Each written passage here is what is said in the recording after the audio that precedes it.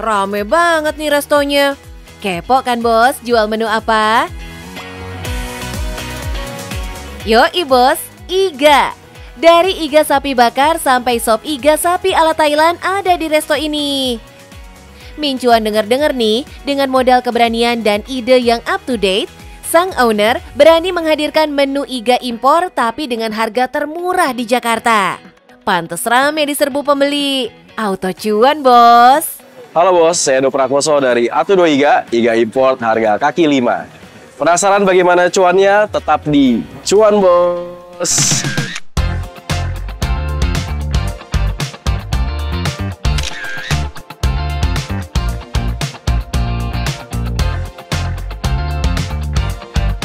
Bisnis kuliner yang menghadirkan menu iga di Jakarta jelas banyak bos. Nah, kalau Atu2 Iga berani menghadirkan variasi menu dan porsi. Dari menu small sampai family size, dibikin supaya semua segmentasi pasar bisa masuk. Bahkan dengan variasi porsi, Doi berhasil bikin daging iga impor dijual dengan harga miring. Untuk daging kita pakai daging Aussie import. Keunikannya tentu di harga, kita jual harga yang mungkin termurah kali ya di Jakarta. Iga impor asal Australia ini dikenal punya tekstur yang empuk, serat yang halus, dan rasa yang lebih juicy dibanding milik lokal. Nah, kunci efisiensi produksi ada di dapurnya bos. Setiap iga direbus dulu hingga empuk. Jadi ketika masuk proses bakar, waktunya jauh lebih cepat. Cuma butuh 15 menit untuk panggang iga dengan olesan bumbu rendang, barbeque, atau rempah khas yang sudah meresap. Ini artinya customer nggak perlu nunggu lama meski orderannya membludak. Variasi lengkap juga jadi strategi. Bukan hanya nasi atau kentang goreng, tapi ada corn ribs yang membedakan dari kompetitor. Dengan harga Rp99.000, konsumen udah bisa dapat 3 potong iga Australia plus pilihan nasi atau kentang dan ditambah corn ribs dengan saus pilihan. Dengan strategi begini, daging impor ala restoran bisa turun kelas ke pasar yang lebih luas, tapi tetap kelihatan premium bos. Tapi rahasianya nggak cuma di dapur, kecepatan bisnis juga dipengaruhi latar belakang ownernya bos. Saya pemilik local brand baju distro. Dari dulu tuh saya memang cukup apik dengan sosial media dan digital marketing lah. Jadi saya putusin setelah nggak kaya-kaya ya dari jualan baju. Saya putusin saya nggak mau diem di satu tempat. Walaupun saya udah 8 tahun jalanin itu, saya jual brand itu ke follower saya dan akhirnya coba ke industri kuliner. Dan keputusan itu membawanya ke petualangan baru di industri F&B. Nggak langsung sewa ruko, Edward malah mengusung bisnis kulinernya lewat food truck sederhana. Kita dari food truck sederhana, bisa dilihat tuh dia ada di sebelah sana tuh, depan ruko sana. Kita buka 1 bulan, mendadak viral, langsung tuh ramenya luar biasa, sampai customer rela antri 2 jam, 1 jam, dan sampai restoran sebelah-sebelah tuh mau jualannya makanan lain, teman customer kita banyak yang numpang makan, soalnya kan meja kita cuma 6 tadi. Ketika pasar sudah menyambut positif, Doi nggak ragu untuk ambil langkah lebih besar. Baru rame 1 bulan, saya beranikan diri untuk all in lagi sewa ruko ini. Dan puji Tuhan, sekarang kita lagi OTW cabang kedua di Gading Serpong nantinya. Dengan keberhasilan ini, Edward terus menjaga strategi pemasaran digital. Bahkan Doi paham banget bos, saat ini butuh keterlibatan langsung dari dirinya sebagai seorang owner dalam setiap konten promosi. Di era sekarang, semasa kita bukan anak waris yang punya modal MM-an ya, kita harus appear on cam sih, karena ini udah eranya founders. Jadi founders harus jualan juga, harus tunjukin kenapa mereka memulai brand ini, kenapa mereka peduli dengan brand ini, kenapa orang harus beli brand mereka. Jadi content creating tuh udah penting banget, apalagi kalau modal kita pas-pasan. Eits, di balik semua strategi, ada satu hal yang nggak bisa ditawar, integritas. Buat Edward, untuk menjaga kejujuran dalam pelayanan adalah pondasi utama bisnisnya. Semua konten aku tuh berdasarkan fakta dari apa yang benar terjadi. Jadi aku bukan tipe-tipe yang merekayasakan sesuatu demi viral. karena itu umurnya nggak bakal panjang. Seperti itu sih. Jadi banyak orang yang menyalahgunakan kalau yang penting saya viral, nanti rame, tapi kenyataannya sebenarnya itu enggak. Tanpa integritas, orang-orang lama-lama bakal enek juga. Hasilnya bisa viral berkali-kali dalam setahun. Dan menariknya, momen viral itu muncul dari kejadian nyata di lapangan. Kita viral dalam setahun itu 4 kali. Aku ceritain yang pertama sama yang terakhir aja ya. Yang pertama itu jadi istriku masak pinggir jalan iga import. Di shoot sama Deddy Kuliner, waktu itu kayaknya cukup jarang owner yang mau masak di pinggir jalan gitu, kipas-kipas. Habis itu langsung viral. Yang keempat itu viral karena ada satu customer yang berperilaku tidak berkenan di tempatku, mendiskriminasikan karyawan-karyawanku, yang akhirnya aku naikin ke konten, aku blacklist secara umum dan melalui sosial media. Malah tempat kita malah jadi makin rame. Doi nggak keluar biaya iklan sepeser pun, bos. Semua promosi dilakukan lewat konten organik di media sosialnya sendiri. Dari konten yang relevan dan menarik, owner rutin membagikan video pendek seputar proses antre, interaksi dengan pembeli, bahkan hal-hal yang jarang terjadi saat menjalankan usaha ini. Tanpa sadar, konten itu jadi bahan digital word of mouth. Orang-orang ikut share, komen, dan akhirnya penasaran untuk coba produknya. Inilah bukti nyata bahwa storytelling lebih ampuh daripada iklan berbayar. Tapi bos, kalau sudah viral, bukan berarti nggak menjaga kualitas produknya ya. Itu produknya harus enak juga, harganya harus oke juga. Karena viral itu pedang bermata dua, bisa bikin bisnis melejit atau bisnis cepat bangkrut. Dengan ramainya resto iga 1 ini, Mincuan jadi penasaran, berapa banyak sih kebutuhan iga setiap bulannya?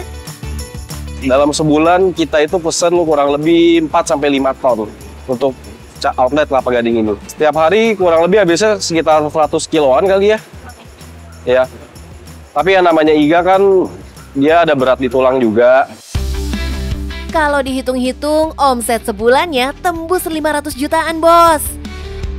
Meski sukses raup cuan, Edward tidak pernah lupa bahwa bisnis bukan hanya sekedar menghitung untung. Menurut aku sendiri, nomor 1 itu menjadi berkat. Menjadi berkat untuk customer dengan kasih produk yang enak, berkualitas, dan sesuai harganya. Yang bikin mereka seneng lah. Dan menjadi berkat juga untuk orang-orang yang kerja untuk kita. Karena itu sih yang penting banget, yang nggak bisa dilewatin. Edward sukses membalik persepsi bahwa daging impor hanya untuk kalangan atas. Dari food truck kecil hingga cabang baru di Gading Serpong, semua berawal dari tekad dan strategi yang jitu. Untuk para pebisnis yang baru mau mulai, ingat selalu jadi berkat, baik untuk konsumen dan juga para pekerja. Tapi yang paling penting, cuan bos! This is the definition of Indonesian dreams. Let me show you. Halo bos, sudah lihat video viral yang satu ini? Konten marketing rumah seharga 120 miliar di Pondok Indah ini sudah ditonton jutaan netizen loh. Bukan cuma karena harga rumahnya yang fantastis, tapi juga sosok sang agen properti di dalam video viral ini. Yap, doi adalah penyanyi senior Rita Nasution. Rita berhasil menyita perhatian warganet. Dalam balutan busana sederhana namun elegan, perempuan 68 tahun itu memandu tur ke segala sudut rumah sambil melontarkan jargon khas yang membuat warganet terhibur. Dan semegah ini akan dijual. Bagi Anda yang berminat, so come and please schedule private tour with me, Rita Nasution.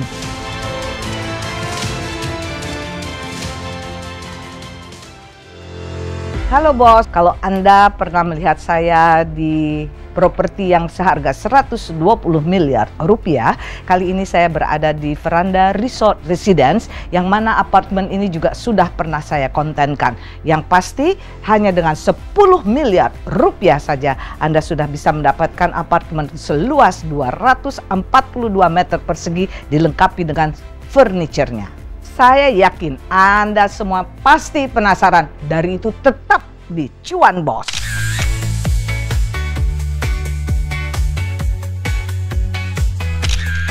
Bos-bos, Rita Nasution, penyanyi yang populer di era 70-an ini membuktikan kalau peluang cuan bisa datang dari mana saja. Dari seorang penyanyi, kini doi banting setir jadi agen properti profesional. Awalnya, ternyata hanyalah iseng semata loh bos. Saat itu, Rita mendapatkan tawaran dari sang kerabat untuk memasarkan properti mewah dengan sistem komisi. Tante ini memang diajak sebagai agent properti. Waktu itu tante ditanya ngapain, nggak ngapa-ngapain ya, maksudnya frekuensi menyanyi sudah sangat jarang. Kemudian saya tanya kayak apa, ya di-upload, kita bikin konten, rumah akan di-upload di IG. Saya jalan dengan segala percaya diri dan bismillah, alhamdulillah jalan. Kalau memasarkan properti lewat konten-konten unik adalah hal baru, tapi untuk bisnis di bidang properti, sebenarnya Rita sudah punya pengalaman loh bos. Beberapa tahun ini, jadwal manggungnya jelas menurun. Regenerasi di industri musik membuat doi harus cari peluang baru. Dan developer rumah menjadi jalannya untuk mencari cuan. Tante sudah punya pengalaman sebagai developer. Dulu di tahun 2000, saya sudah menjadi seorang developer. Mulai dari harga rumah-rumah cuma 575 juta rupiah sampai di harga 1,2 miliar rupiah. Tante menjadi developer itu kurang lebih 12 tahun dan banyak sekali rumah yang sudah Tante buat. Salah satunya sekarang ada Elo juga tinggal di klaster yang Tante bikin. Berbekal pengalaman dan profesi yang pernah doi tinggalkan dulu, kini Rita kembali mencoba peruntungan. Menyesuaikan kebutuhan pasar, doi menyajikan konten yang unik di tengah gempuran banyaknya konten kreator. Tidak menyangka sama sekali kalau ini akan viral. Mungkin viralnya itu dikarenakan harga yang sangat fantastis. Di angka 120 miliar. Itu bukan dari tante, tetapi ini semuanya adalah permintaan dari pemilik rumah. Bahwa memang dia akan menjual harganya segitu. Saya nggak pernah punya bayangan rumah tersebut segede apa, warnanya apa, dalamnya seperti apa, nggak ada bayangan. Karena sampai hari H saya mau bikin konten, saya ngeliat di Google Map pun saya masih nyasar-nyasar yang mana ini rumahnya. Jadi nggak pernah tahu, pokoknya modalnya cuma bismillah ya, dengan konsep seperti itu. Saya ada pikiran mau ngomong apa gitu, jadi semuanya spontan di tempat itu. Keviralan konten yang dibikin Rita Nasution jelas jadi bukti kalau kreativitas tak mengenal usia. Bermodal keberanian membuat narasi cerita yang menarik, Rita Nasution menawarkan rumah di daerah Pondok Indah, Jakarta Selatan. Dengan luas tanah 1.280 meter persegi, rumah ini sudah dilengkapi fasilitas yang mumpuni. Kalau angka 120 miliar itu menurut saya sangat masuk di akal. Bayangkan tanahnya sebesar 1.280 meter persegi. Kalau di daerah situ kita sebut saja 100 juta per meter. Anda sudah tahu hitungannya berapa untuk tanah. Kemudian untuk bangunan, kalau saya lihat speknya, karena saya dulu juga sebagai developer, saya tahu bahwa spek dengan granit yang seperti itu, dengan sanitary yang begitu mewah, itu tidak cukup 40 juta per meter persegi. Luas bangunannya 2.100 meter. Dan di prime area Pondok Indah, di tempat yang betul-betul sangat prime sekali. Nah, sekarang ada hunian yang lagi dipromosikan Bos Rita. Masih di daerah Jakarta Selatan, tapi harganya jauh lebih murah, 10 miliar aja. Oke bos, jadi kalau Anda yang menginginkan apartemen 5 bedrooms, 3 bedrooms dengan 2 bedrooms dipisahkan oleh magic wall. Totalan luasnya nanti adalah 242 meter persegi, hanya 10 miliar saja. Memang beda ya bos, artis legend satu ini memang punya daya tarik tersendiri. Meski hanya menjelaskan spesifikasi dan harga properti tanpa gimmick berlebihan. Oh iya bos, Rita memang sangat profesional. Di bisnis ini penampilan jelas penting dong bos. Makanya doi selalu menyiapkan tampilan fisiknya dari ujung rambut sampai ujung kaki. Baik sebelum membuat konten ataupun bertemu dengan calon pembeli. Ditambah public speaking doi yang tertata dengan baik, jadi modal sukses di bisnis ini bos.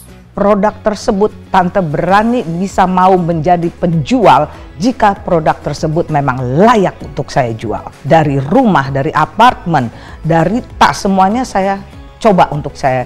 Kayak jeruk, saya jualan jeruk. Memang jeruknya enak kok. Saya dapat sendiri itu dari petani di Lampung. Nggak main-main, itu ternyata bisa 1 bulan bisa 1 ton. Jadi kalau ada orang yang menawarkan kepada saya, tolong jualin produk saya ini, kalau memang ini layak untuk saya jual, gak malu-maluin aku untuk jualan, dengan yang untung sedikit saya akan lakukan. Mau tas atau properti, jelas panen cuan dong bos. Menurut Doi, cuan dari jual rumah mewah ini berasal dari komisi. Kalau Doi berhasil menjual rumah harga miliaran, komisi yang didapat juga fantastis bos. Saya nggak mau tahu penjual atau pembeli, terutama penjual dengan pajaknya dan lain sebagainya. Tapi kalau memang deal misalnya di angka 110 miliar, saya punya hak 3%. Gitu loh. Jadi kalau dibilang malu nggak sih jualan rumah? Nggak. Apapun selama halal, saya akan lakukan pekerjaan itu. 3% dari harga rumah 10 miliar. Berarti komisi yang Rita dapat bisa 300 juta bos. Kalau rumah 120 miliar, komisinya jelas tembus miliaran dong. Cuan banget kan bos? Mau panen cuan emang gak kenal usia ya bos? Rita tidak menjanjikan hasil instan, tapi Doi bekerja dengan tulus, sama seperti saat dulu menekuni dunia hiburan. Semangat yang tak pernah padam, dan hasilnya juga gak main-main loh bos. Yang pasti, jangan pernah malu untuk melakukan segala sesuatu, apapun latar pendidikan Anda. Saya sebagai seorang penyanyi, tetap saya menjalankan sebagai agent properti. Yang penting di sini adalah cuan, bos.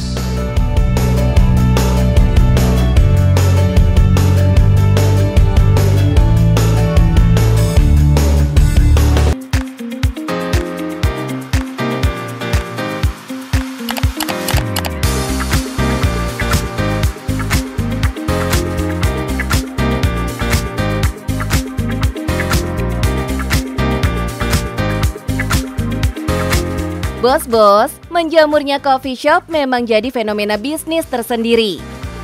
Dari sekian banyak yang mengambil peluang cuan di bisnis ini adalah Jabarano. Coffee shop asal Kota Kembang Bandung ini sukses mengangkat kopi lokal Jawa Barat. Kopinya boleh lokal bos, tapi bisnis ini sekarang mendunia, sampai buka cabang di banyak negara loh. Cuannya jelas no play-play dong bos. Halo bos. Saya Arnold, owner dari Jabarano Coffee.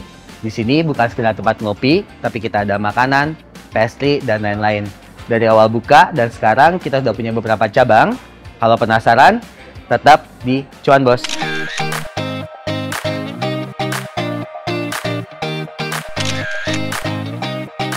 Bos, banyak cerita menarik di awal pendirian bisnis ini. Lahir dari obrolan ringan Arnold bersama teman-temannya. Mereka yang sama-sama punya pengalaman di bidang F&B ingin bikin brand yang berbeda. Pencarian nama brand pun jadi langkah pertama yang dilakukan. Nama Jabarano yang mereka dapatkan ternyata sudah lebih dulu diciptakan Ridwan Kamil tahun 2019. Itu kita ngobrol, negosiasi lah intinya untuk boleh nggak sih kalau kita pakai namanya segala macam untuk kita build bisnisnya. Ternyata beliau setuju. Dengan dealnya adalah beliau tetap pengen mengangkat karena Jabarano kan Jabar Jawa Barat gitu ya. Ano itu satu, jadi kita pengen jadi brand Jawa Barat nomor 1 di Indonesia. Dan juga permintaan dari beliau adalah untuk mengangkat UMKM. Dan juga kedua kita harus berkolaborasi dengan brand-brand Jawa Barat juga. Dan juga pastinya menggunakan kopi Jawa Barat. Bos, bayangin aja, belum mulai jalan, brand ini udah punya mission statement yang kuat banget. Tapi jangan kira semua berjalan mulus, karena sebelum bisnisnya sebesar sekarang, Arnold udah lebih dulu jatuh bangun ngeracik bisnis kopi. Sebelum Jabarano jalan, memang saya punya studio roasting kecil dulu di rumah. Yaitu emang bisnis awal waktu zaman COVID. Setelah saya udah berhenti bekerja, saya punya roastery sendiri. Ya akhirnya di situ berkembang lah. Akhirnya kita sekarang punya roaster yang cukup lebih besar sekarang gitu. Yap, coffee shop ini meroasting biji kopinya sendiri. Jelas, dalam sebuah bisnis ada banyak keuntungan yang didapat. lebih hemat biaya, sampai mendapat kualitas rasa kopi yang diinginkan. Arnold tinggal bekerja sama dengan petani lokal untuk penuhi kebutuhan biji kopinya. Oh iya bos, biji kopi asli Jawa Barat yang didatangkan pun bukan dari satu daerah saja loh. Dalam teori bisnis F&B, ini yang disebut shared value, mendapatkan keuntungan bersama-sama. Bisnisnya untung, petani lokal pun ikut sejahtera. Jadi memang dari awal kita memang men-setup untuk si Jabarano ini kopinya adalah blend. Jadi kita membuat blend kopi yang sekarang kita udah ambil dari beberapa daerah sih. Kita ada dari Sumedang, Pangalengan, Ciwidey, kita juga ada dari Garut, Kuningan gitu. Dan kita lakukan blend atau kita punya resipi sendiri untuk memblend kopinya. Bos, di sini selain untuk bisa ngopi juga, ya di sini juga kita sediakan fasilitas roasting yang dimana kita pengen bangun experience buat konsumen kita, di mana konsumen kita bisa mencium aroma bau kopi, bahkan teman-teman konsumen juga bisa melihat proses kopi di roasting. Tuh bos, adanya proses roasting biji kopi di outlet bisa jadi pengalaman yang menarik buat konsumen. Pembeli nggak cuma datang, pesan kopi, lalu pulang. Mereka diajak merasakan pengalaman lengkap dari hulu ke hilir, mulai dari aroma biji kopi yang baru dipanggang, sampai akhirnya disajikan jadi secangkir kopi. Eits, bukan cuma kopi loh. Supaya bisa bertahan dari gempuran kompetitor, Arnold punya konsep menarik di bisnisnya ini. Makanya jangan heran bos, kalau suasananya selalu ramai, karena di sini orang datang bukan cuma untuk ngopi, tapi juga ketemu teman, arisan, bahkan rapat kerja. Jadi akhirnya kita tentukan bahwa Jabarano kita ingin menjadi hub of activity. Jadi dari awal dari situ ide hub of activity. Jadi akhirnya gimana? Ya udah, kalau mau meeting ke Jabarano, kalau mau ngopi bisa ke Jabarano, kalau mau makan bisa di Jabarano gitu kan. Setiap outlet juga punya identitas khas. Ada angklung di Dago, rusa di Bogor, sampai tari merak dan topeng sebagai simbol budaya. Semuanya buat nunjukin kalau brand ini benar-benar berasal dari Jawa Barat. Tapi punya tempat yang nyaman saja nggak cukup. Arnold sadar doi harus bikin bisnisnya ini terus dilirik customer. Bahkan sampai repeat order balik lagi ke outletnya. Kita sangat concern dengan komplain, kita kumpulkan semua komplain, kita lakukan evaluasi tiap minggu malahan, setiap hari untuk memastikan komplain-komplain itu terus menurun. Dan kita juga sampai deploy, ada satu divisi khusus namanya CX Manager, itu untuk keliling ke setiap konsumen untuk make sure apakah ada problem dari produk, apa experience yang dialami di outlet kita ada masalah atau tidak. Nah itu hal yang kita selalu build. Arnold juga terus berinovasi. Setiap 3 bulan selalu ada produk baru yang diluncurkan. Dan kualitas kopi terus dijaga lewat proses QC setiap hari. Arnold bekerja sama dengan vendor partner yang mengolah resep sampai setengah jadi, sebelum akhirnya disempurnakan oleh tim dapur di masing-masing outlet. Tapi di balik inovasi juga kita harus jaga namanya konsistensi. Nah kalau kita pasti ada roasting tiap hari, kita setiap hari pasti ada lakukan cupping untuk make sure rasa itu sesuai. Nah kalau makanan saat ini memang kita sekarang mungkin ada ratusan kru dapur yang masak di kita. Memang kita nggak buat central kitchen, tapi kita buat dealing dengan beberapa vendor-vendor rekanan kita yang dimana resipinya udah kita buat dan kita dealkan. Nanti mereka akan lock, kita pasti ada NDA. Nah produk-produk itu udah dikirim ke outlet bentuk setengah jadi. Menu-menu yang ditawarkan juga nggak main-main bos, dengan harga yang masih ramah buat berbagai kalangan. Ice kopi susu si merak dan kota kembang, duo bestseller yang paling laris. Harganya masih di kisaran 30 ribuan. Mau yang unik? Ada seri avocado dan signature black. Kopi-kopi premium yang harganya masih di bawah 50 ribu. Tapi buat yang bukan penikmat kopi, tenang aja bos. Ada pilihan tea series, mocktail, sampai dessert manis kayak tiramisu lotus atau burnt cheesecake. Hasilnya, Arnold berhasil cetak angka yang fantastis. Ini jadi bukti bos, kalau angkat identitas lokal lalu dibarengin dengan konsep bisnis yang matang bisa membuahkan hasil yang cemerlang, bahkan bisa go internasional bos. Sebenarnya kalau rata Jabarano saat ini sih kita rata-rata di 1 sampai 1,5 M lah. per bulan per cabangnya. Karena kebetulan alhamdulillah sih outlet kita yang paling main saat ini itu yang paling utama di Braga, yang kedua di Dago ini. Kita alhamdulillah sih untuk saat ini di Bandung kita udah ada 7 di Bandung 6. Alhamdulillah sih kemarin launch kita yang paling awal, alhamdulillah kita udah buka di Korea Selatan, kita di Hongdae. Terus kita ada buka di Madinah juga, gitu. Kita ada di Budapest dan juga kita ada di Copenhagen. Gimana bos? Setiap bisnis pasti punya cerita yang menarik ya. Lewat bisnisnya ini, Arnold kasih bukti. Bukan cuma nama besar seseorang yang jadi penentu bisnis berkembang, tapi mampu hadir dengan produk dan konsep yang matang. Oke bos, bagi teman-teman semua yang sedang mau bisnis seperti Jabarano Coffee, jangan lupa untuk memperkuat produk kalian dan identitas kalian. Dan yang pasti jangan lupa cuan bos.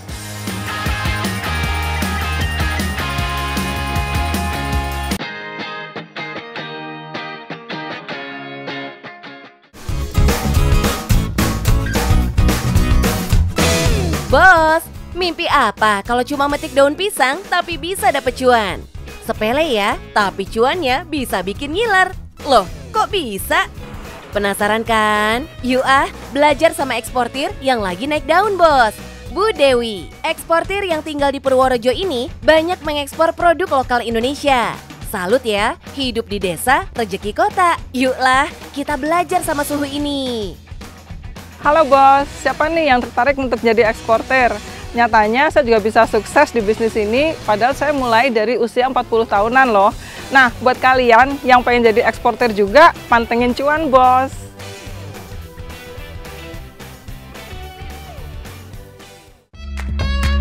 Setelah sukses mengekspor bulu mata, banyak buyer dari luar negeri memesan produk lain. Salah satunya produk daun pisang ini.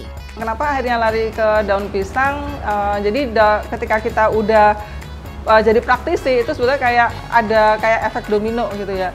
Kita tiba-tiba dikontak sama temen yang ada di luar atau dikontak sama temennya buyer, ada permintaan ABCD, nah itu kita follow up seperti itu. Jadi sebetulnya banyak sekali permintaan yang masuk ke kita, nggak cuma daun pisang, ada daun singkong, daun pepaya, bahkan daun kelor juga, macam-macam. Keren ya bos. Sejauh ini orderan daun pisang banyak dikirim ke Australia. Tapi nggak sembarangan daun pisang yang bisa diekspor. Bu Dewi kudu menjaga kualitas daun pisangnya sesuai dengan order buyer. Bos, ekspor daun pisang ini memang kelihatannya mudah karena dia banyak ditemukan di sekitar rumah. Tapi sebetulnya kenyataannya cukup rumit juga dan agak susah. Kenapa? Karena banyak sekali treatment yang harus kita lakukan untuk sampai daun pisang ini bisa kita ekspor. 150 kilo daun pisang dikirim dalam sekali ekspor. Dan biasanya Bu Dewi sendiri yang kirim pakai mobil pribadinya ke bandara. Jadi bos, nggak usah mikir kalau mau ekspor harus skala gede banget. Dari yang kecil, lama-lama bisa jadi besar bos. Satu lembar daun pisang ini dihargai sekitar 165.000 loh bos. Wadaw, banyak banget ya cuannya. Ini baru dari daun pisang aja ya bos, belum dari produk yang lain. Tapi kenapa ya Bu, kok banyak yang cari daun pisangnya di luar negeri?